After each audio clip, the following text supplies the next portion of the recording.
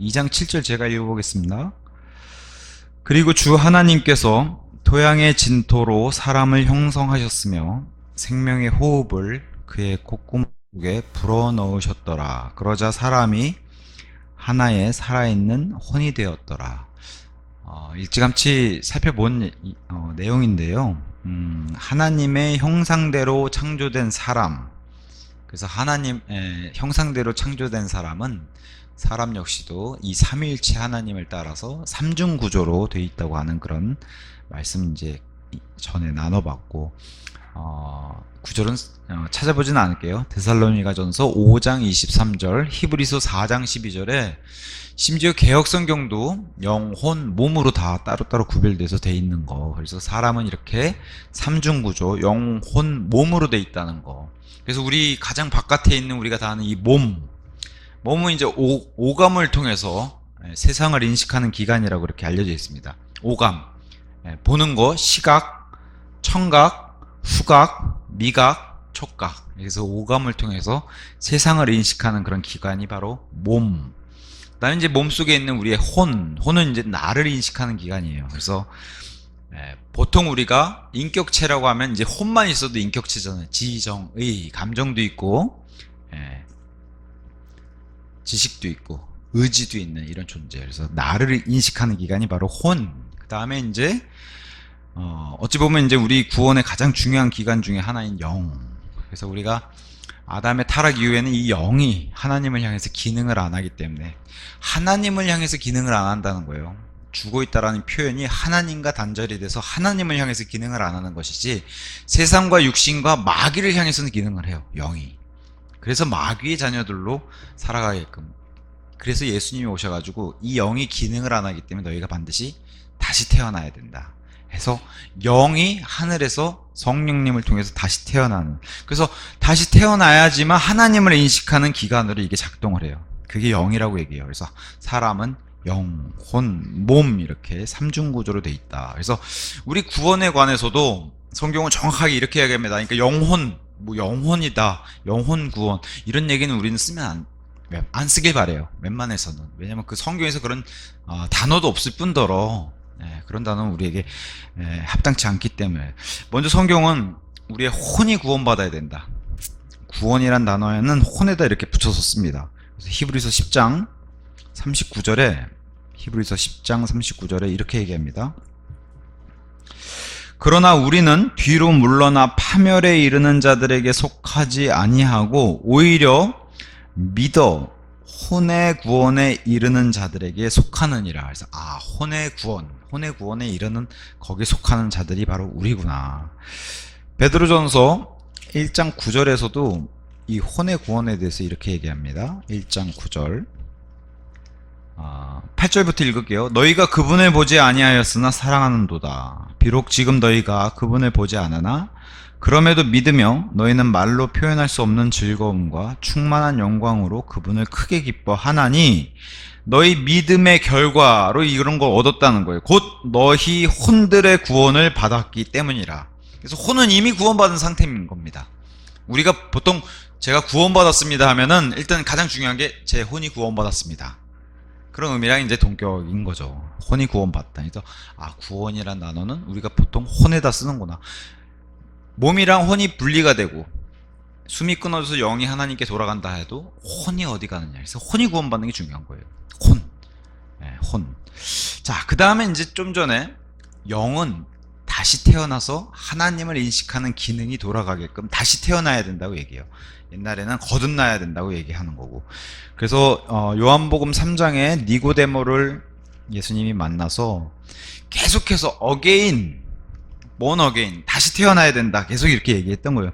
3장 3절에 이렇게 얘기합니다. 예수님께서 그에게 대답하여 말씀하시기를 진실로 진실로 내가 너에게 말하노니 사람이 다시 태어나지 아니하면 그는 하나님의 왕국을 볼 수 없느니라.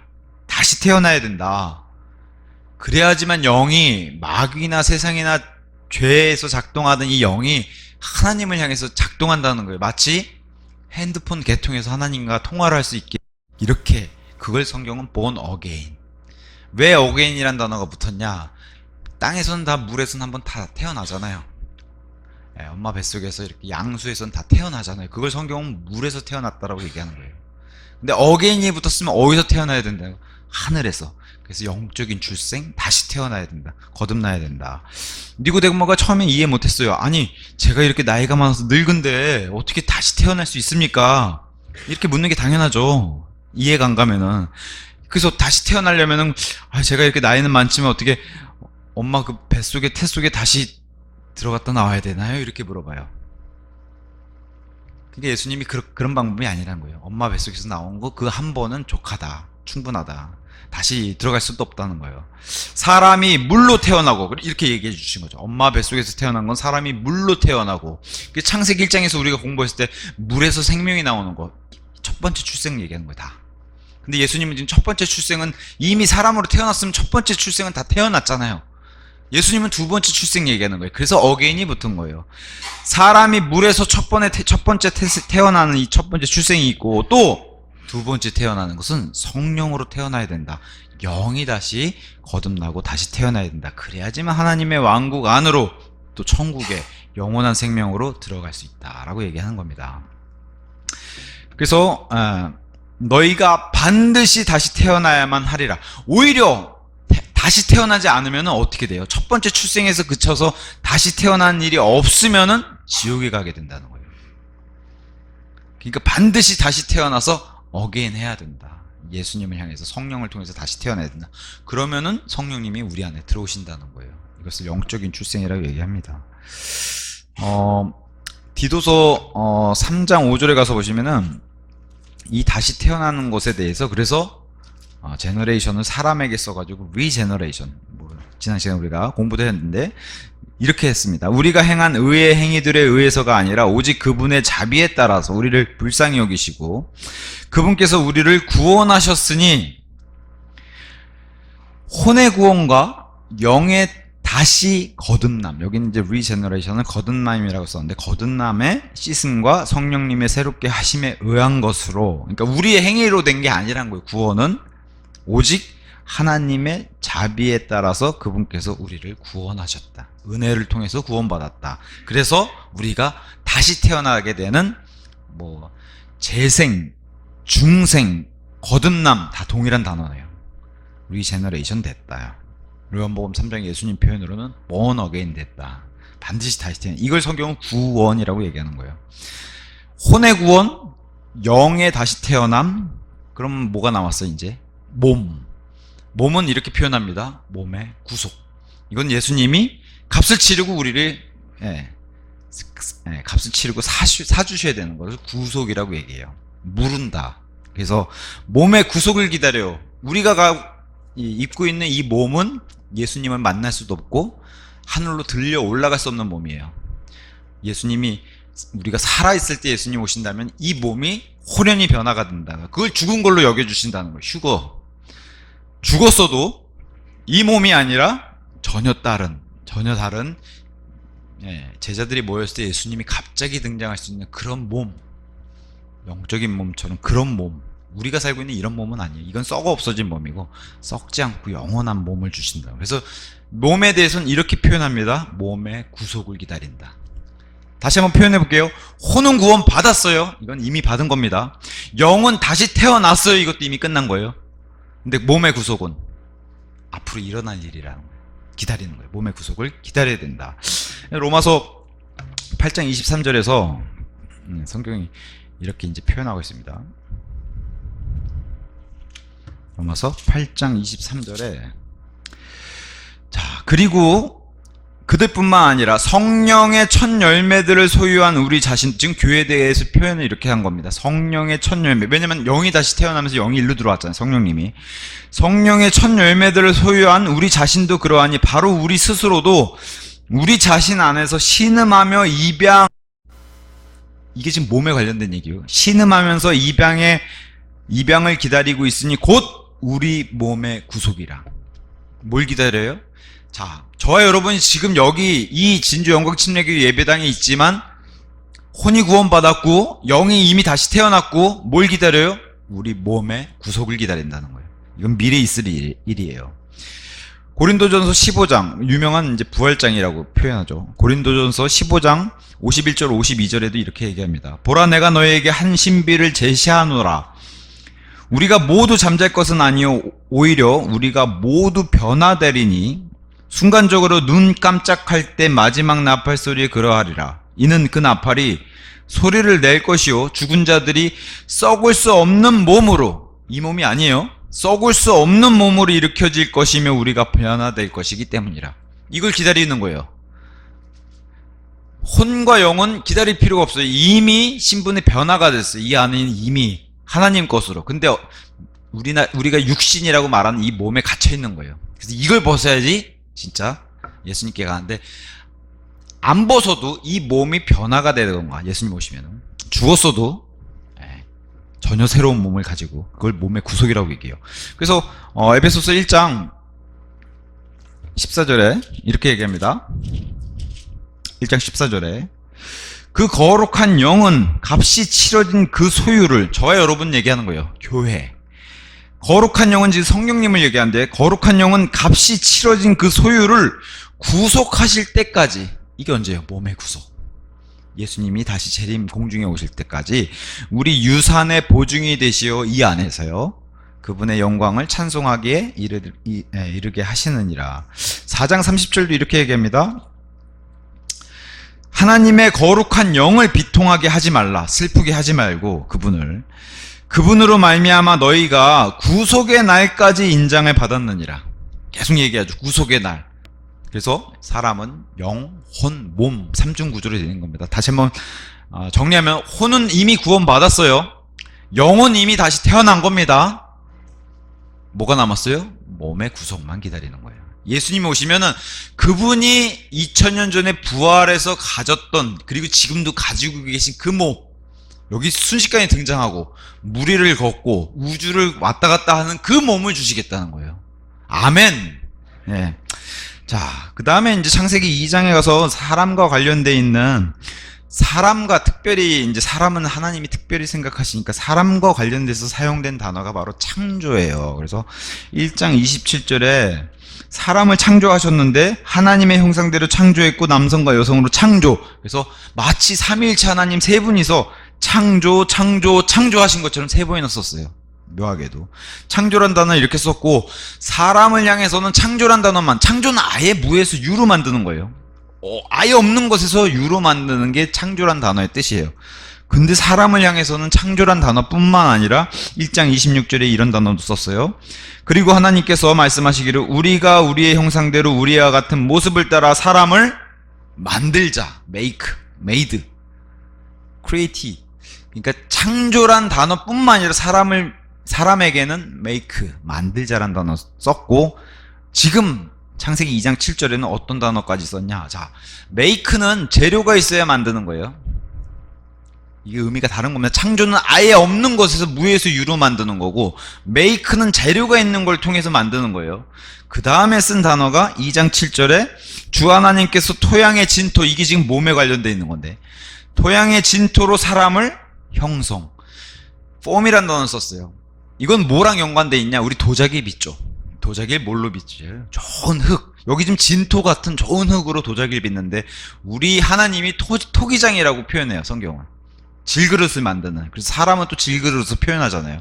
그때 쓰는 단어가 form. 그래서 완전하게 모양을 잡아서, 지금 뭐 나무나 짐승이나 날짐승, 물고기는 다 말씀으로 창조하셨는데, 사람만 계속해서 이렇게 굉장히 섬세하게 하나님이 손을 형성까지 해가지고 마치 찰흙으로 빚듯이 해서 만들었다는 게 사람. 그래서 창조, 만들다, 형성하다 다 사람에게 썼어요. 이 세 가지를 다 사용했다는 거예요. 형성은 물론 재료가 다 있어야 되는 거예요. 도자기도 재료가 다 있어야지 이걸 빚으시잖아요. 그래서 요 세 가지의 그 단어는 다 사람에게 썼다. 그래서 하나님이 토기장이시다라는 이런 이제 구절은 이사야서 64장 8절 이런 데 이제 잘 나와 있습니다. 제가 읽어드릴게요. 이사야서 64장 8절. 그러나 이제는 오 주여 당신께서는 우리의 아버지시니이다. 저희는 진흙이요. 재료죠 저희가. 저희는 진흙이요. 당신께서는 우리의 토기장이이시니이다. 그런즉 저희 모두는 당신의 손에 작품이니이다. 창세기 2장이랑 똑같이 얘기하죠. 이렇게 하나하나 사람은 하나님이 빚으셨다는 거예요. 도자기를 그렇게 만들듯이, 질그릇 만들듯이. 그 다음에 이제 진흙, 여기도 이제 진흙. 창세기 2장 7절도 진토에서 사람을 형성하시고, 진흙, 흙 얘기를 계속 하는데, 로마서 9장 20절, 21절에도 이 토기장이와 진흙에 대해서 이렇게 신약 성경도 얘기합니다. 여기 이제 완전히 교회 얘기인데, 9장 20절, 21절. 오 사람아 아니니라 오히려 하나님께 대꾸하는 너는 누구냐 지음받은 것이 그것을 지으신 분께 당신은 어찌하여 나를 이와 같이 만드셨나이까 라고 말하겠느냐. 누가 이렇게 대들 수 있겠냐는 거예요. 왜 나를 이렇게 만들었냐. 하나님이 이렇게 빚으셨다고. 여기 지금 지으신 분이라고 이렇게 표현되는 게 다 형성, 폼이란 단어를 다 썼어요. 그러면서 21절에 토기장이가 동일한 덩어리의 진흙으로 그릇 하나를 만들어 영에 이르게 하고 또 다른 그릇을 만들어 불명에 이르게 할 권한이 없느냐.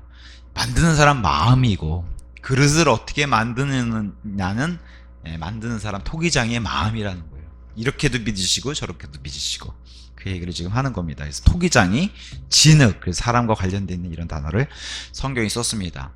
자, 예수님이 이 땅에 오셔가지고 33년 반을 살다 가셨어요. 30살까지는 마리아 어머니 밑에서 열심히 효도하고 동생들 잘 보살피고 이렇게 사적인 생활을 하다가, 그러니까 마을에서도 꽤 유명한 똑똑한 청년이었을 거고, 다만 이제 이스라엘 사람치고는 결혼을 안 했으니까. 그러니까 나중에 동네 사람들이 그러잖아요. 우리가 아는 요셉의 아들이고 목수의 아들이고 효도 잘하고 말 잘 듣고 똑똑한 그런 예수였는데 회당에서 말씀 선포하고 저렇게 해서 막 병 고치고 이러니까 막 동네 사람들이 놀래잖아요. 그전까지 그런 모습을 안 보이다가. 그래서 놀래는데, 예수님은 30살까지 사적인 생활하다가 이제 3년 반만 공적인 생활에서 공생애라고 얘기해요. 그래서 예수님과 같은 그런 동일한 나이에 아담을 뭘로 창조하셨냐면은 30살 나이에 아담, 30살 나이에 이브로 창조하신 거예요. 이것을 우리는 뭐 이렇게 표현할 수 있겠죠. 완성품. 닭이 먼저냐 달걀이 먼저냐. 우리 이금순 어르신, 닭이 먼저일까요 달걀이 먼저일까요? 알이 먼저일까요? 닭이 알을 낳아야 되는 건가요? 아니면 알에서 병아리가 태어나서 닭이 돼야 되는 건가요? 창세기에서는 닭을 먼저 만드신 거예요. 완성품. 나무도요, 이제 막 씨 심어가지고 물 주시고 이런 게 아니라 30년, 100년, 1000년 되는 나무를 그 상태로 만드시는 거예요. 완성품. 이해하시겠죠? 그러니까 우리가 봤을 때 오래된 듯한 나이를 먹은 그런 동식물, 짐승, 사람까지 그렇게 만드시는 거예요. 그래서 30살 나이에 아담을 창조하셨다.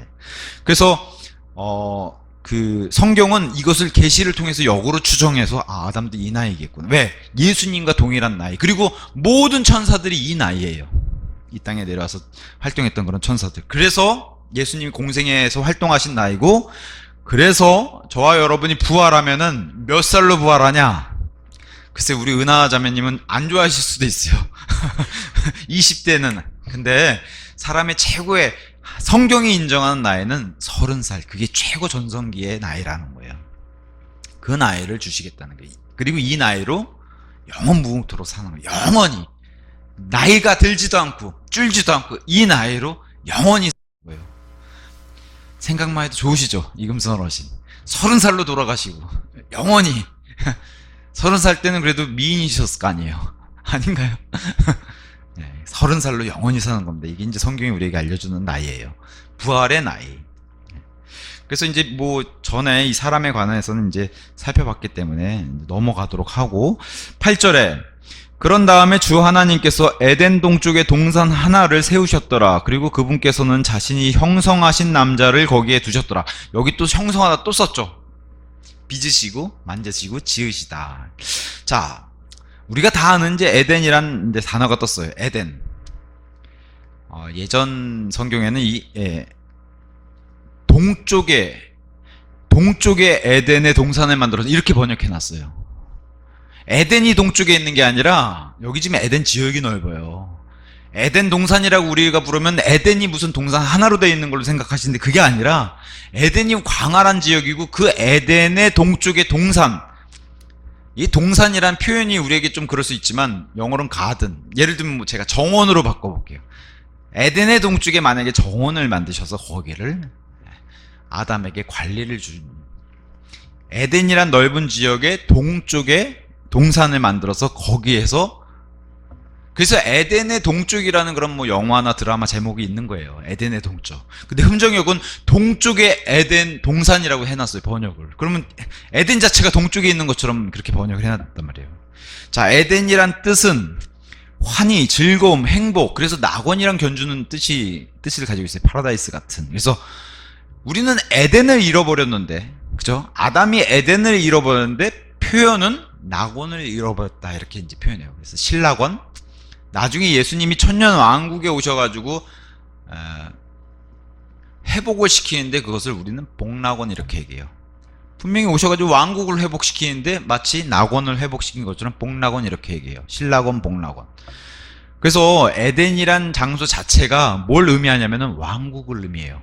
많이 들었죠? 예수님이 오셔서 세우시고자 하는 목적이 뭐예요? 왕국. 첫 번째 아담을 창조해서 이 땅에서 이루고 싶었던 하나님의 목적이 바로 에덴 왕국이었어요. 근데 그 에덴 왕국이 실패했죠. 아담이 죄를 저지르고. 그 왕국이 고스란히 누구한테 넘어가요? 마귀한테. 에덴뿐만 아니라 온 땅이 다 마귀한테 넘어가요. 근데 예수님 다시 오셔가지고 그 왕국을 회복시키죠.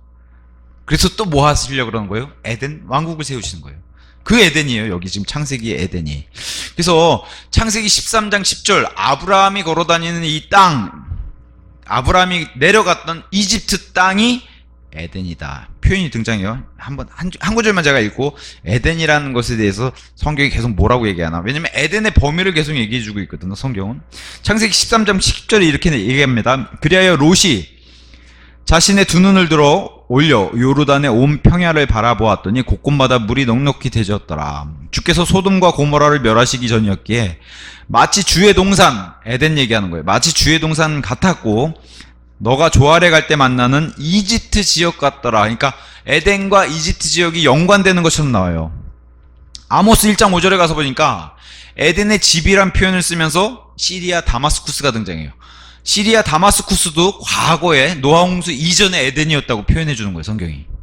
그러니까 에덴을 자꾸 추적하는 거예요, 성경을 통해서. 아, 롯이 밟았던 지금 저 이집트, 아브라함과 내려갔던 이집트 땅도 에덴 땅 소속이었고, 아모스 1장 5절에 시리아 다마스쿠스, 지금 우리가 알고 있는 시리아 다마스쿠스예요, 지금도 있는.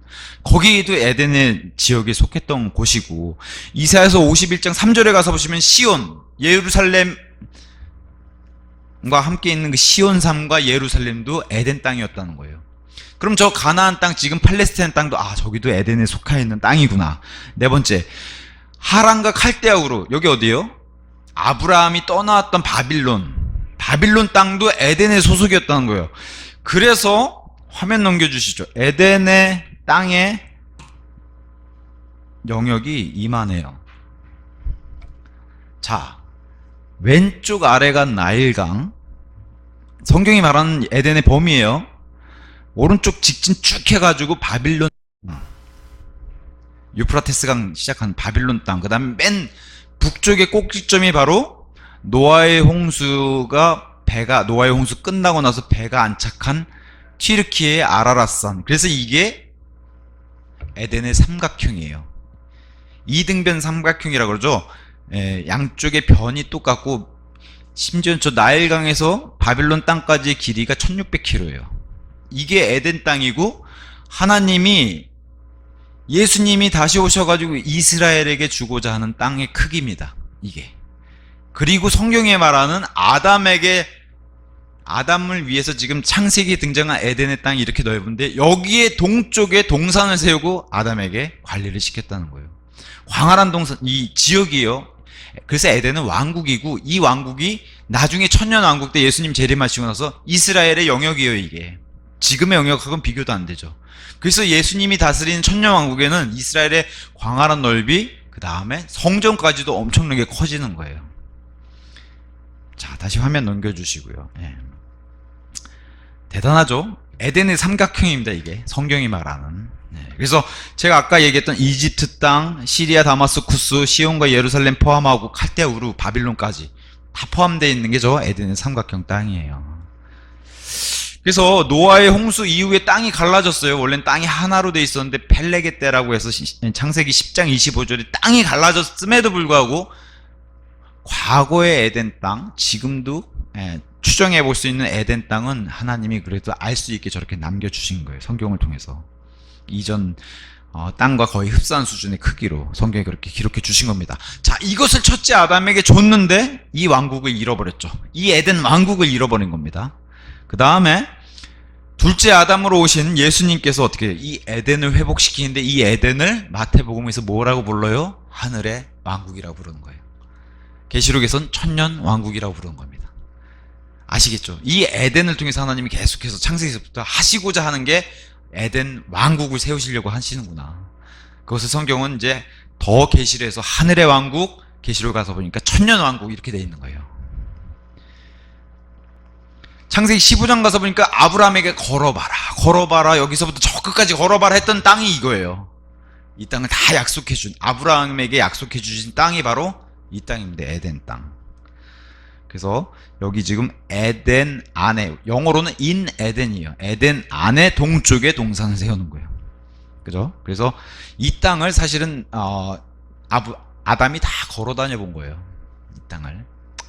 자, 그러면서 에덴 안에, 창세기는 그렇게 기록되어 있는 것을 계시록 20장에 천년 해서 6번 등장해요. 천년 왕국이라는 단어가 계시록 20장에. 그 왕국이 바로 이 왕국입니다. 에덴의 왕국. 자, 9절에 그리고 주 하나님께서 보기에 즐겁고 양식으로 좋은 모든 나무를 저마다 그 지면에서 자라게 하셨더라. 생명나무도 그 동산의 한가운데 자라게 하셨으며 선악의 지식의 나무도 그리 하셨더라. 자, 1장에 이미 창조는 다 하셨어요. 그 창조를 어떻게 하셨는지 구체적으로 설명하시는 거지, 1장에 창조하고 2장에 다시 창조를 덧대서 하고 그게 아니라는 거예요. 이미 창조는 다 끝났는데 그 창조를 어떻게 했는지 세세하게 설명하는 것 뿐입니다, 지금. 그래서 이렇게 창조하셨구나. 생명나무와 선악 지식의 나무를 만드셨구나. 이 두 그루의 나무가 어디 있었어요? 에덴 지역 안에, 동산 안에 있는 겁니다. 동쪽에. 뭐 어떤 사람은 참고적으로 생명나무는 후에 이제 예수님이 강조하신 성경에서 강조하신 올리브 나무다, 아니면 선악 지식의 나무는 나중에 예수님의 피를 상징하는 포도나무다 이렇게 얘기하는데, 그건 참고적으로만 아시고 성경에서는 그렇게 정확하게 얘기는 안 하시니까 참고로만 아시면 좋을 것 같습니다.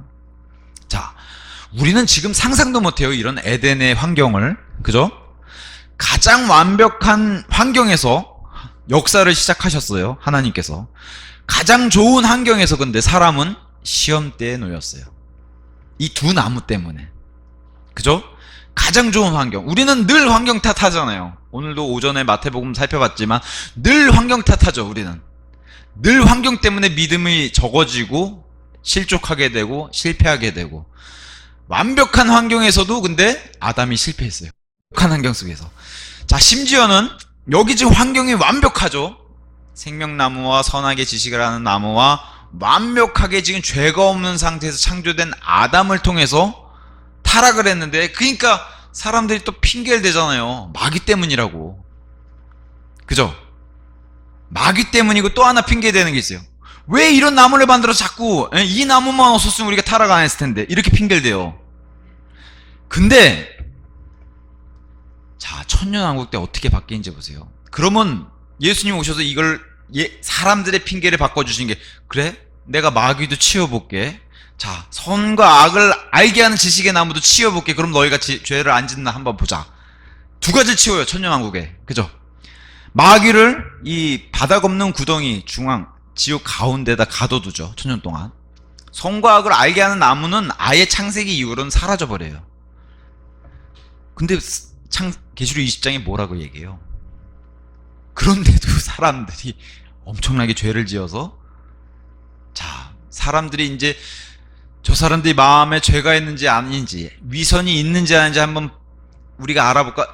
천년왕국은 예수님이 강대상에서 설교하는 시대예요. 우리는 지금 상상하기 힘들지만 예루살렘에 예수님이 설교하시고 예수님이 말씀하시는 걸 직접 눈으로 보는 시대예요. 그런 시대에 예수님이 이제 온 세상 그 당시에 천년왕국의 이제 민족들에 얘기할 거예요. 자, 이렇게 좋은 세상에 환경도 좋게 해줬지, 마귀도 숨겨놨지, 너희를 속이는 자도 없었어. 근데 그래도 너희에게 죄인이 안 생길까? 이제 테스트 해볼까 하고 천년왕국을 마무리하면서 사탄을 풀어놓아니까 사탄에게 달라붙는 사람이 바다의 모래알처럼 또 달라붙는다고 얘기했어요. 이겁니다. 사람이 핑계를 계속 환경 탓하고 마귀 탓하고 선과 악을 알게 하는 지식에 나면 탓을 했는데 아니라는 거예요. 결국에 죄는 내가 지는 거예요. 누구 탓을 하는 게 아니라. 환경이 좋아도 아담이 죄를 저질렀고, 더 좋은 환경을 해줘도 사람의 마음속에 결국에는 무엇을 담고 무엇을 보고 하느냐, 이것을 다 보여주는 거예요. 다 입증하시는 거예요, 예수님께서. 그래서 이런 역사의 반복은 창세기서부터 계속돼요. 그죠? 이 역사의 어리석은 반복은 창세기서부터 계속됩니다. 안타깝게도. 자, 10절에서 14절은 이제 4개의 강이 이제 등장하게 됩니다. 4개의 강. 보통 이제 뭐 인류의 문명제 발원지라고 얘기하는 그 강들. 근데 이제 세상에서 얘기하는 뭐 황해나 이런 강은 없어요. 여기에 이제 발원제 강은 이제 철저하게 에덴 동산, 에덴의 동쪽에 있는 동산에서 시작한 강. 한 줄기의 강이 나와서 그게 4개로 갈라진 강이 여기서 등장하는 4개의 강입니다. 10절. 그리고 강 하나가 에덴에서 흘러나가 동산에 물을 대었으니 거기서부터 그 강이 나뉘어 4개의 발원지들이 되었더라. 이렇게 이제 시작하죠. 네. 에덴에서 흘러나온 강 하나가 4개의 발원지. 이것은 마치 지금 창세기에서는 땅에서 분명히 에덴에서 나와서 강, 동산을 채우는, 보통 그래서 옛날 개혁성경에 물된 동산 들어보셨어요? 물된 동산. 그래서 에덴에서 물이 나와서 그 물을 댄 동산, 이런 이제 표현을 썼는데, 그런 이제 이게 이제 땅에서 나온 물을 여기서 표현했지만 나중에 이게 예수님의 배에서 흘러나오는 영원한 생수의 강, 이렇게 표현하죠. 요한복음 가서 보시면 영원히 끊기지 않는 그런 강으로 이제 점진적으로 계시도 됩니다. 자, 11절에서 12절에 가서 보시면은 첫 번째 강, 첫 번째 이름은 피손이니 그것은 곧 금이 있는 하윌라 지역 전체를 둘러싸는 것이며 그 지역에 금은 좋고 거기에는 베들리엄과 호마노 보석이 있느니라. 피손, 하윌라 지역이라고 뜨는데, 하윌라 지역은 창세기 10장의 모든 민족이 갈라지고 거기서 셈, 함, 야펫 모든 민족이 그 3명의 노아의 아들로부터 갈라질 때에 함의 후손, 아라비아 지역과 관련되어 있는 이름이 바로 하윌라입니다. 그래서 피손이란 강. 근데 이제 어디로 흘러가는지 가장 미스터리한 강이 바로 이 피손이에요. 다른 강들은 다 추정하는데 이 피손 강은 추정하기가 힘듭니다. 자, 다만 여기 등장한 게 금, 그 다음에 베델리엄, 호마노, 보석들과 관련이 있다는 거 통해서 놀라운 계시를 여기 창세기서부터 해주는 거예요. 자, 금은 왕권, 특히나 하나님의 신성을 강조하는 게 바로 금이에요. 성경이 얘기하는 금. 솔로몬 같은 전성기에 금으로 그냥, 은은 그냥 취급도 안 했잖아요. 금으로. 금은 하나님의 신성을 나타낸 이런 보석 중에 하나고, 그 다음에 이제 베들리움이라는 이 보석은 진주의 일종입니다. 우리 마태복음 할 때 공부했어요. 진주 뭐랑 관련이 있어요? 교회랑도 또 관련이 있는 그런 보석 중에 보석이에요. 진주. 진주는 조개의 상처와 함께 생명이 탄생시키는 보석이죠. 그 살아있는 유기체에서 나오는 보석. 그래서 자, 좀 전에 제가 하나님의 신성이라고 표현했던 금, 그 다음에 베들리움 같은 진주는 예수 그리스도의 구속 사역. 진주에 들어가서 생명이 탄생하잖아요. 아까 born again, 다시 태어나야 된다. 예수님의 구속 사역, 십자가 사역을 예표하기도 해요. 베들리움을 통해서. 그리고 진주는 또 뭐랑 관련이 있다고 마태복음 우리 배웠어요? 교회. 감사하죠? 교회와 관련되어 있는. 자, 그 다음에 호마노, 보석. 아예 이거는 보석, 스톤으로 되어 있어요. 스톤 하면 하나님이 보배로운 돌, 보석을, 제가 이것도 마태복음 우리 배웠잖아요. 이스라엘과 관련되어 있는 보석. 그래서 보석은, 자, 진주는 상처가 나서 생명이 탄생해주는 거지만 보석은 뭐예요? 말 그대로 돌을 엄청나게 압력과 힘을 가해서 돌이 다이아몬드로 변하는 거잖아요. 이게 바로 성령님의 변화시키는 사역을 예표하게 돼요. 여기 지금 다 하나님, 예수 그리스도, 성령님 이 세 분이 다 등장했어요. 그래서 호마노, 이 보석, 돌보석은 돌을 보석으로 변화시킨 성령님의 변화시킨 사역을 뜻하기도 예표를 하게 됩니다. 자, 고린도전서 3장 12절에 가서 보시면은 교회가 그리스도 심판석에 가가지고 예수님 앞에서 우리가 했던 행위를 내놓으면은 금과 은과 보석들 이런 표현 등장합니다. 나무, 건초, 집 이렇게 해서 타서 없어지는 그런 것도 등장하고. 근데 금과 은과 보석들, 여기 지금 오늘 창세기 2장에 금과 베델리움과 보석 이렇게 등장했는데, 고린도전서 3장에 금과 은과 보석들 이렇게 나갔어요. 진주가 은이랑 지금 견주고 있단 말이죠. 이것도 의미가 들어가 있어요. 자, 무슨 의미냐? 은이 진주랑 지금 견주고 있잖아요. 진주는 분명히 교회를 예표하기도 하고, 예수님의 이 진주로 바꾼 것을 어떤 걸로 값을 치르고 사셨어요? 예수님이 자기의 몸값으로 값을 치르고 산 게 진주예요. 맞죠?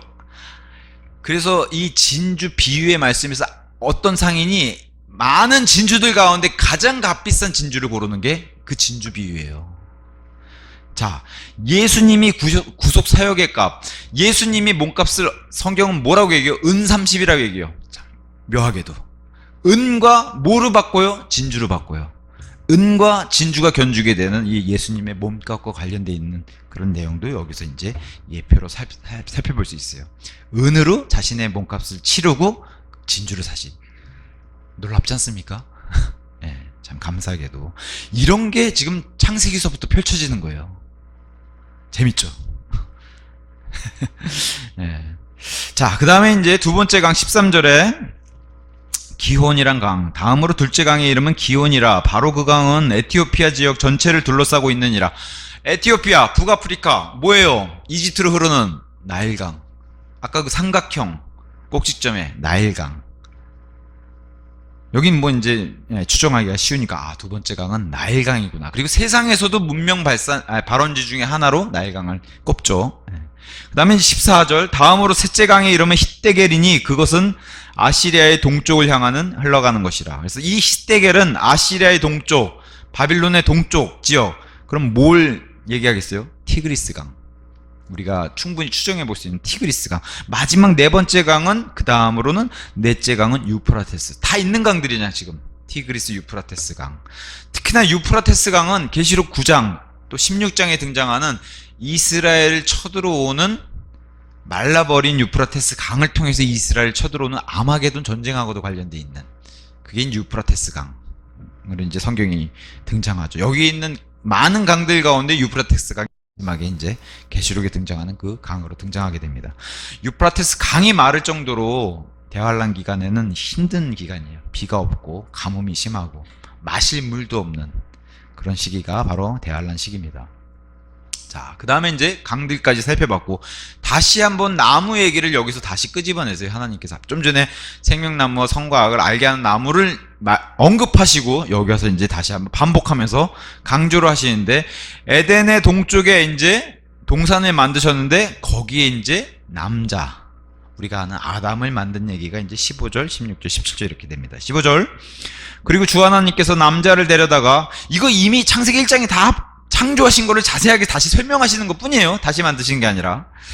그리고 주 하나님께서 남자를 데려다가 그를 에덴의 동산 안에, 그러니까 에덴 동산이 아니에요. 에덴 안에 있는 동산입니다. 우리가 볼 때 에덴 동산 이렇게 얘기해서 그냥 에덴 전체가 동산인 줄 알지만, 에덴 안에 있는 동산 안에 두고 그곳을 가꾸고 또 그곳을 지키게 하셨더라. 자, 첫째 아담의 직업이 이겁니다. 동산지기. 동산 가꾸는 일. 자, 근데 막달라 마리아 다 들어보셨죠? 막달라 마리아. 요한복음 20장에 막달라 마리아가 예수님의 무덤에 갔다가 예수님의 무덤이 빈 거 보고 너무 슬퍼하고, 그죠? 낙심하고.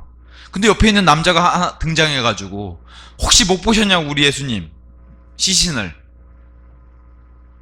근데 그분이 누구세요? 부활한 예수님이잖아요. 근데 막달라 마리아가 그분을 향해서 뭐라고 얘기해요? 동산지기로 여겼다 그래요. 자, 둘째 아담이신 예수님이 동산지기, 첫째 아담도 동산지기. 묘하죠. 네. 자, 그래서 사람은 제가 지난 시간에도 일을 통해서 보람을 느끼도록 그렇게 디자인됐어요. 우리가 그렇게 창조됐고, 이거는 우리가 이거 또 일해야 돼 라고 하는 이 노동과는 다른 개념이에요. 기쁘게 일 기쁘게 하는 일과 우리가 노동이라고 생각하는 뭐 고역 이런 거랑은 다른 개념이란 말이에요. 지금 자, 우리가 특히 하나님을 믿고 우리 밖으로 표출해야 되는 행위, 이거는 뭐랑 관련이 있냐면 성경의 열매와 관련이 있어요. 그래서 하나님의 선한 행위, 선한 일, 이게 바로 열매랑 관련돼 있잖아요. 근데 지금 우리가 머릿속에 떠오르는 뭐 노동 이러면은 레이버라고 하는 단어로 남자에게는 이게 수고. 그래서 이게 너무 힘드니까 예수님이 수고하고 무거운 짐 지어진 너희들아 내게로 와서 쉬어라. 내 짐은 가볍고 내 멍에 쉽고. 이 얘기 하시죠. 왜 그래요? 이 저주를 통해서, 또 땅의 저주, 죄 때문에 지금 사람에게 원래 기쁘게 해야 되는 일을 노동처럼 강도가 세졌단 말이에요. 이 레이버라고 하는 단어가 바로 남자에게는 이 수고란 단어로 번역을 했고, 여자에게 이걸 쓰면 산고의 고통이라고 바뀌어요. 아주 애날 때의 고통, 상고의 고통, 똑같은 단어인데, 그러니까 성경이 말하는 여자가 애를 낳는 고통과 남자가 가족을 먹여 살려야 하는 이 수고가 동일하다고 성경은 계속 얘기해요. 여자분들, 당신 애 낳았어? 알지도 못하면서 이렇게 얘기할 수 있잖아요. 근데 하나님은 남자의 어깨에다가 평생토록 이 가족이랑 아이들 먹여 살려야 되는 게 그게 평생 짊어지는 수고라고 얘기해요. 근데 이게 원래 아담에게 주어진 이 기쁨의 일, 행위와는 다른 개념이에요. 저주받고 땅이, 그죠? 레이버라고는 다른 개념. 그래서 원래는 기쁘게 일하고 보람을 느끼도록, 하나님도 쉬지 않고 일하시고요, 천사도 쉬지 않고 일하고 있어요. 그걸 통해서 보람을 느끼고 기쁨을 느끼고, 그리고 하나님의 명령을 수행하는 것 자체가 죄가 없으면 엄청난 기쁨이 돼요. 우리가 지금 죄가 있기 때문에 그게 대들기도 하고 안 듣기도 하고 이래서 그렇죠. 자, 16절에 가서 보시면은, 그러고 나서 주 하나님께서 그 남자에게 명령하시어 이같이 말씀하셨더라. 너는 동산의 모든 나무마다 그것에서 나는 열매를 값없이 먹을 수 있느니라. 공짜로. 이게 좋았던 거예요. 이게 낙원이었고, 여기 아무것도 방해할 게 없었어요. 자, 먼저는 하나님의 질서를 여기서 알려줘요. 먼저는 아담에게 말씀으로 명령 주시고, 너가 이브에게 내가 한 명령을 그대로 전달해서 이것을 지키게 해라. 이게 하나님의 질서예요. 남자로부터 여자로 이렇게 전달되는 하나님의 질서. 근데 이걸 역행하죠. 누가? 이브가. 아담에게 들은 하나님의 명령, 그 말씀을 이브가 역행해가지고 오히려 아담에게 역으로 선과 악을 알게 하는, 이것 좀 먹어봐서 갖다 주잖아요. 이게 질서를 역행하는 것뿐만 아니라 이브가 한 것은 말씀을 삭제하고 변개해요. 그때 말씀을 삭제한 게 이 값없이예요. 프릴리. 하나님이 값없이 공짜로 먹으라 그랬는데, 정말 공짜라고 했어? 이렇게 해서 최초에 삭제된 단어가 바로, 이브가 했던 단어가 바로 이 프릴리라는 단어예요. 자, 여기는 일단은 긍정적인 하나님의 명령이에요. 동산의 모든 나무마다 그것에 나는 열매를 값없이 먹을 수 있느니라. 우리 해외여행 가면, 우리 은하자매님 최근에 해외여행 다녀왔는데, 해외여행 가면은 돈이 없어도 괜히 그냥 면세점 근처에서 기분이 좋아요. 텍스프리. 그죠? 면세라 그러니까 괜히 물건 하나 사도 기분이 좋아요. 세금이 없다고 하니까. 그게 프리예요. 그런 것처럼 지금 동산에 있는 모든 거 다 먹어라 너희가. 대신에 금지된, 좀 있으면 이제 죄를 지어서 생명나무가 금지되는데, 금지되기 전까지 긍정적인 명령, 값없이 영원히 먹을 수 있었는데, 이거를 죄를 저질러서 금지를 당했는데, 이게 나중에 언제 복원돼요? 계시록 22장 14절 가면은 새 예루살렘 안에 이 생명나무가 다시 등장하면서 거기서는 영원히 이제 먹을 수 있는 걸로 다시 복원시켜 주세요. 하지만 그 전에 아담이 죄를 저질렀기 때문에 우리가 사는 이 세상도 그렇고 지금은 생명나무가 금지된 나무가 되어버렸어요. 이와 같이 이 생명나무를 먹고 영원히 살 수 있었던 것처럼, 이게 이제 발전돼서 뭐예요? 예수님을 받아들이고 믿기만 하면 너희에게 영원한 생명나무를 영원히 먹는 것과 사실 이거보다 더 좋죠. 영원한 생명을 주겠다. 거기에도 뭐가 붙어요? 값없이. 그래서 이것을 가장 나타나는, 세 번이나 등장하면서 로마서 5장에 이렇게 얘기해요. 로마서 5장 15절, 값없는 선물이라고 얘기해요. 예수님이 공짜로 주는 거예요. 값없는 선물, 영생을. 16절에도 값없는 성물. 18절에 한 사람의 범죄, 이게 아담인데 범죄로 말미암아 심판이 모든 사람에게 임하여 정죄에 이른 것 같이 곧 한 사람의 의, 첫째 아담은 범죄로 정죄를 가져왔는데 둘째 아담이신 예수님은 의를 가져오셔가지고 값없는 선물이 모든 사람들 위에 이처럼 임하여 생명의 의에 이르렀더라. 값없는 하나님의 선물, 은혜라고 얘기하죠. 6장 23절이 그래서 이렇게 마무리합니다. 죄의 대가는 사망이요. 반드시 죽어야 되고 심판받아야 돼요. 근데 반면에 하나님의 선물, 이게 바로 값없이 공짜예요. 하나님의 선물은 우리 주이신 예수 그리스도를 통한 영생이기 때문이라. 이게 생명나무에서 훨씬 더 좋은 하나님이 주신 영생으로 이제 발전한 거예요. 이게 값없이 주신 거라는 거예요. 근데 이 값없이를 안타깝게도 2부가 삭제를 했어요. 값없이가 아닐 걸 공짜 아니라 그랬는데 이게 안타까운 거예요. 그게 최초로 하나님 말씀을 대적해서 거부하게 되는. 그래서 하나님의 말씀을 대하는 세 가지 태도로 2부를 통해서 볼 수가 있는 것을 이렇게 나누기도 합니다. 2부는 이렇게 생각했어요. 하나님 말씀이 불완전해요. 불완전하니까 내가 더 해야 되겠다. 이게 2부의 자세예요. 하나님 말씀이 불완전하니까. 그래서 몰몬교에서 조셉 스미스라고 하는 이 창시자가 만든 게 몰몬경이에요. 성경도 필요하지만 우리는 몰몬경도 있어야 돼. 마호메트는 성경도 있지만 우리는 코란이 필요해. 가톨릭은요, 여기 66경의 정경 외에도 외경도 있어야 돼. 자꾸 더하는 거예요. 유대인은요, 우리에게 모세오경 시작해서 이 구약 성경이 있는데 그래도 우리가 만든 탈무드도 있어야 돼. 이렇게 자꾸 더하는 거야. 교황은요, 성경이 있지만 내가 해석하는 이 사적인 해석이 있어야 돼. 그래서 교황은 다 사적인 해석이에요. 성경보다 교황의 해석을 다 따라가는 겁니다. 가톨릭은. 자, 두 번째로 2부가 취했던 태도는 하나님 말씀에서 우리에게 필요 없을 것 같아서 빼버려라. 그러니까 값없이 이런 걸 빼버렸다는 거예요. 그래서 성경의 열쇠 구절이 삭제되어 있잖아요. 개혁 성경에 없음. 그러면 이상하게 여겨야 되는데 없음. 그게 정상이에요. 이렇게 얘기하는 거예요. 특히나 마가복음 9장 같은 데서는 지옥을 신랄하게 예수님이 반복해서 지옥에는 지지 않고 거기에 구더기들이 영원히 죽지 않고 이 얘기를 3번이나 했는데 2번이나 삭제해버렸어요. 아주 에티오피아 내시가 믿음은 이렇게 다해서 구원을 받는 것이다 해서 너의 마음을 다하고 하면 너희가 침례를 받을 수 있다라고 하는 구절을 삭제해버리는 거예요. 왜? 로마 가톨릭에서 불편하거든요. 불필요하다고 자기네가 생각하는 거죠. 지워버리는 겁니다. 이게 2부가 했던 태도예요. 아예 이렇게 삭제한 것도 있지만 반만 삭제한 것도 있어요. 로마서 8장 1절 같은 데 가면은 이렇게 돼 있습니다. 그러므로 이제 예수 그리스도 안에 있는 자들에게는 정죄함이 전혀 없나니. 개역성경 여기서 끝나요. 정죄함이 전혀 없느니라. 여기서 끝나버려요. 근데 킹제임스는 어떻게 해요? 아직 반만 온 거예요. 뒤에 이렇게 중요한 말이 남아있어요. 그들은 육신을 따라 살아가지 아니하고 다만 성령을 따라 살아가느니라. 이게 예수 그리스도 안에 있는 자들에 대한 설명이에요. 근데 반을 삭제해버렸잖아요. 더 심각한 거는 골로새서 1장 14절이에요. 1장 14절. 그 아들 안에서 우리가 구속 곧 죄들의 용서를 받았느니라. 이렇게 나가요. 개역성경은. 구속 곧 죄들의 용서를 받았느니라. 근데 중요한 게 빠져있어요. 그 안에. 우리가 죄들의 용서를 어떻게 받느냐가 여기 안에 들어가 있는 거예요. 그분의 피를 통하여. 이걸 지워버려요. 그분의 피를 통하여. 이게 가장 중요하잖아요. 우리가 그분이 흘려주신 피 때문에 구원받는 건데 그것을 삭제해버리는. 이게 이제 반만 삭제하는 거. 이게 이제 불필요하다고 여기니까. 특히나 요한일서 5장 7절 하늘에 증거한 세 분이 계시니 아버지와 말씀과 성령님이라. 요거 다 삭제해버렸잖아요. 증거한 셋은 땅의 물과 성령과 피다. 이렇게 바꿔버린 거예요. 이런 식으로 편집하거나 반만 삭제하거나.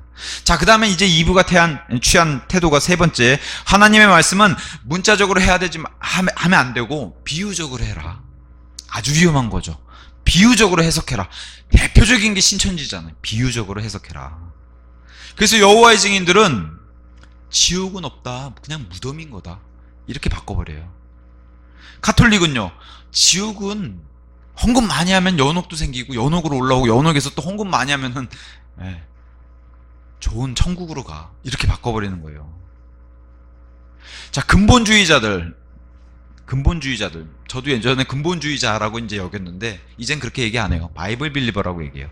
근데 근본주의자들은 이렇게 주장합니다. 지옥은 하나님으로부터 분리되는 거다. 얼핏 들으면 맞는 것 같아요. 왜냐? 지옥이라는 장소가 하나님과 분리된 장소이기 때문에. 근데 잘 설명하셔야 돼요. 하나님과 분리되는 게 지옥이 아니라 지옥이라는 장소가 하나님과 정말 분리된 장소지, 마치 하나님과 관계가 끊긴 것처럼 이렇게 그렇게 설명하면 안 된다는 거예요. 정확하게 설명해 줘야죠. 장소 자체가 하나님과 분리된 장소고, 마치 지옥은 내가 하나님과 멀어지면 그게 지옥인 것처럼 이런 식으로 설명하면 안 된다는 거죠. 자, 개혁주의자들, 보통 우리가 이제 개신교회라고 얘기하는, 이스라엘 교회가 다 대체했다. 이거 로마 카톨릭에 받아서 다 이렇게 쓰는 거죠. 거짓말입니다. 이스라엘은 저기 그대로 살아있고 영원 무국토록 가는 민족이고, 교회는 교회 따로 새 예루살렘에서 가는 그런 민족이에요. 자, 로마 교황들은 역대 이렇게 설명했어요. 바빌론 큰 신비, 이 큰 창녀는 로마 교회가 아니라 로마 제국이다. 근데 망했잖냐? 사라졌잖냐? 아닙니다. 로마 카톨릭으로 여전히 남아있는 저기가 바빌론 음료예요. 자, 크리스찬 사이언스 4대 세계 2단에 들어가 있는 그런 단체인데, 천국과 지옥을 이렇게 설명해요.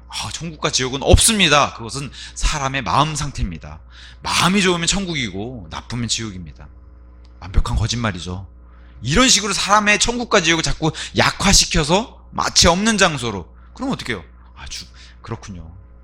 뭐랑 똑같냐면 뉴에이지랑 똑같아요.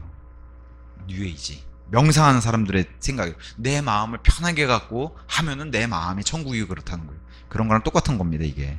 자, 어떤 사람은 물침례 받아야 구원받아요.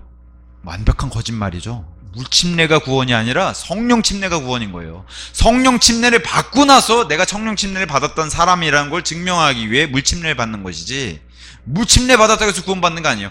우리 지금 주변에 있는 형제 자매님들이 거리에 복음을 알리고 전도하기 위해서 나가면은 질문을 이렇게 던집니다. 거리에 있는 사람들한테. 구원 받으셨어요? 돌아오는 대답은, 예, 저 교회 다녀요. 땡이죠. 구원 받으셨어요? 네, 어렸을 때 세례 받았어요. 땡이죠. 그죠? 대답이 이렇게 오면 다 오답인 거예요. 물세례 아무리 받아도 구원 못 받는 거예요. 그죠? 예. 자, 그 다음에 이제 로마 카톨릭 같은 데서는 빵, 포도주, 이게 예수님입니다. 진짜 예수님입니다. 이것도 거짓말이에요. 예수님을 상징하는 것이지, 우리가 하는 주의 만찬에서 빵과 포도즙이 예수님을 상징하는 거지, 로마 카톨릭에서 주장하는 것처럼 빵과 포도주, 여긴 술이에요. 빵과 포도주가 진짜 예수님입니다. 먹어야지 우리가 삽니다. 거짓말이에요. 그러니까 이런 식으로 자꾸 문자적으로 아니라 이렇게 비유적으로 해석하게 자꾸 만드는 게 바로 이브가 취한 태도랑 동일했다는 거죠. 이런 거 조심해야 되는 겁니다. 자, 그 다음에 이제 마지막 17절에 부정적인 명령, 뭐겠어요? 성과 악을 알게 하는. 그러나 선악의 지식의 나무에서 나는 것은 내가 먹지 말라. 이는 내가 그것에서 나는 것을 먹는 그날에 너는 반드시 죽을 것이기 때문이라. 맞아요. 하나님의 말씀하시는 죽음은 관계가 끊어지고 멀어져야 되는 거예요. 그래서 영적인 죽음이 시작이 돼가지고 이 영이 다시 태어나야 되는 필요성이 다시 생겨버린 거예요. 죽었기 때문에. 근데 먹고서 죽었는데 몸은 안 죽었잖아요. 우리가 보통 몸이 죽는다 그러면 몸과 영과 혼이 다 분리되잖아요. 그래서 떨어지고 멀어지고, 이게 죽음이에요. 그죠? 우리가 죽음이라고 얘기하는 그 죽음 자체가 성경적으로는 이 안에 있는 기관들이 다 분리되는 거예요. 근데 분명히 아담과 이브가 먹었는데 안 죽었잖아요. 이 안에 있는 게 죽은 거예요. 뭐가 죽어요? 영이 죽은 거예요. 이해하시겠죠? 자, 그래서 반드시 죽는다 이렇게 명령, 이건 부정적인 명령인데, 이 일을 통해서 뭐가 먼저 시작이 돼요? 둘째 사망이 시작하고 그 다음에 시간이 지나서 육체의 첫째 사망이 오는 거예요. 둘째 사망이 먼저 시작하고 첫째 사망, 죄로 인한 심판이 시작이 된 거예요. 이걸 통해서, 이걸 먹어서. 그래서 조한 필립스라고 하는 그런 학자는 이렇게 얘기했어요. 하나님께서 아담에게 해야 할 일을 주셨지만 그 일이 얼마나 즐거운지 모른다. 이거를 먹어라, 먹지 마라. 이거 명령 자체가 기쁘잖아요. 죄가 없었을 당시에는. 근데 하나님의 멍에는 항상 쉽고 하나님의 짐은 언제나 가볍다. 아멘. 이게 예수님이 하신 말씀이고, 그리고 에덴에 있을 때, 에덴 동쪽에 있는 동산에 있을 때는 명령이 어렵지 않아요. 먹지 마, 먹어. 여긴 다 먹어. 요거 하나만 먹지 마. 그죠? 이게 멍해가 쉽고 짐이 쉽잖아요. 먹으라 먹지 말라를 통해서 우리를 로봇이나 꼭두가시로 만든 게 아니란 걸 여기서 입증시켜 주잖아요. 그죠? 시키는 대로만 하는 게 아니란 것을 너가 선택해라. 이 앞에다 딱 놓아주잖아요. 너가 선택해라. 결정한 권한을 주시고 이걸 통해서 뭘 알려주세요? 너희에게 자유의지가 있다. 칼빈 선생이 뭐 주장하는 것처럼 너희에게 자유의지가 없고 그냥 무조건적인 은혜 이런 게 아니라는 거예요. 선악과 먹을, 심지어 선악과 먹을 뭐 의지까지도 너에게 줬다. 그래서 이것을 발전시켜서 심지어 너가 예수님을 안 받아들이고 거부하겠다 하더라도 그것은 너가 스스로 지옥을 선택하는 것이다. 이렇게까지 얘기하는 거예요. 너가 선악과를 먹는 것처럼, 사망을 택하는 것처럼. 그래서 하나님께서 만드신 창조물 앞에 그 문제를 선명하게, 둘 중에 하나예요. 선명하게, 생명나무든 선과학을 알게 하는 지식의 나무든 분명하게 제시해 주셔가지고 양자택일할 수 있도록 그렇게 만들어 주신 거예요. 이것도 은혜예요. 자유의지, 우린 로봇가 아니니까요. 지금도 하늘에 있는 천사들이 로봇가 아니에요. 자기 마음대로 움직이면서 하나님을 자발적으로 섬기는 걸 기뻐하는 거예요. 우리도 죄가 없어지는 무죄 상태로 들어가면 하나님을 마음껏 섬기면서 기뻐하는 거예요. 오늘 성경 공부 결론은 이렇게 맺게요. 하나님이 이렇게 명령하신 것은 우리에게 단순함을 요하는 거예요. 성경은 단순하면 된다고 얘기하는 겁니다. 그래서 첫 번째 2부가 지금 실패했잖아요. 두 번째 2부를 뭐라고 얘기해요? 자, 첫 번째 아담이 실패했고 두 번째 아담은 예수님이라 그러는데 아담과 2부가 있었잖아요. 둘째 아담의 2부가 바로 교회예요. 교회. 예수님의 신부를 교회라고 얘기하니까 그 둘째 아담인 교회, 아니, 둘째 2부인 교회에게 뭐라고 얘기하냐면은, 자, 이렇게 얘기합니다. 사도 바울이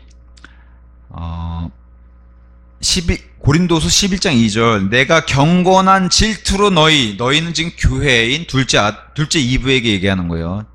첫 번째 2부도 실패했잖아요. 그러니까 두 번째 2부는 실패하지 말라고 이렇게 얘기하는 거예요. 질투로 너희를 질투하기 때문이니 내가 너희를 한 순결한 처녀로서, 곧 결혼식을 앞두고 있잖아요. 누구랑? 예수님과 함께 어린 양의 혼인만차를 앞두고 있으니까 소위 말해 정숙한 여인으로 해서 그 신부 수업 잘하라는 얘기예요. 자, 한 순결한 처녀로서 그리스도께 제시하려고 내가 너희를 한 남편에게 이미 정혼시켰기 때문이라고 얘기하면서, 그러나 그 뱀이 과거에 창세기에서 등장해서 뱀이 이브를 속이고 성과학을 알게 한 나무를 먹게 했던 그 뱀이 이브를 그의 간교함으로 기만한 것 같이 또 다가온다는 거예요. 둘째 이브한테도, 교회한테도. 어떤 방식으로든 너희 교회의 생각들이 그렇게 그리스도 안에 있는 단순함에서 떠나 변질될까 내가 두려워하노라. 뭘 요구하세요? 단순하게 시키는 거면 하면 되고, 하지 말란 거면 안 하면 돼. 먹으라는 거면 먹으면 되고, 먹지 말란 거면 안 먹으면 돼. 이건데 이 단순함에서 떠났다는 거. 자꾸 생각해요. 먹지 말라고 했어? 공짜는 아닌 것 같고, 뭐 만지면 이게 된 거란 말이에요. 단순함에서 떠나지 말아라. 그래서 하나님 말씀 그 자체를 통해서 무엇을 하라고 말씀하시면 행하는 것이 더 좋고, 무엇을 하지 말라고 하시면 안 하는 것이 더 좋다. 이게 오늘의 결론입니다. 단순하게. 오늘 창세기 13번째 성경 공부는 여기서 마치도록 하겠습니다.